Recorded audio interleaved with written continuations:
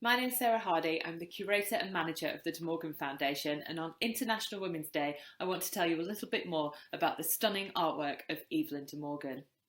Evelyn was born in 1855 in London to a world that believed that women, especially of the middle class which she was, should go and be presented to society before taking a husband and managing a home and having lots and lots of babies.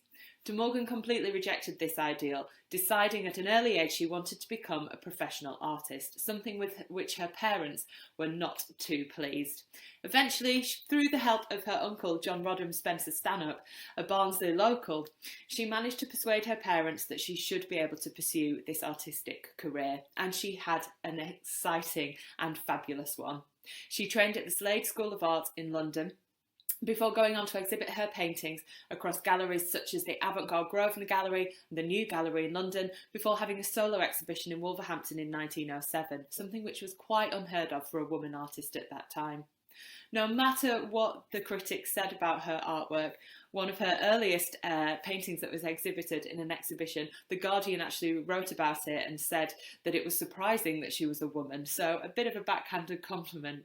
She carried on painting, producing 2 or 3 magnificent canvases every year of her life until her death in 1919. She always used her art to push her own agenda. Lots of her paintings feature a woman at the centre of the story, whereas normally it would be the male side of that story that was told. For example, her paintings of the story of Troy, that well-known episode in mythology where Paris gives the apple to the wrong goddess and causes the 10 Years' War, of which Achilles is always the hero. De Morgan actually picks Helen of Troy, who was abducted, causing the 10-Year War, and Cassandra, a prophetess who was given the gift of prophecy but cursed so that no one would believe her. And this is the idea that Evelyn de Morgan is using these mythological figures to show issues which still affected women in her own time, such as women being silenced, and that's still very much something that is relevant, unfortunately, today.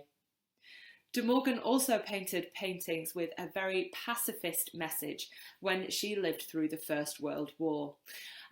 She wanted to use her canvases and used a real deep symbolism of her own so that people could relate to the images despite not having seen the front line. She was really affected by having the daily death toll reported to her in the newspapers and understood that this war wasn't going to be a short-lived one. She painted dragons and demons, but always with figures reaching forward towards rainbows, which would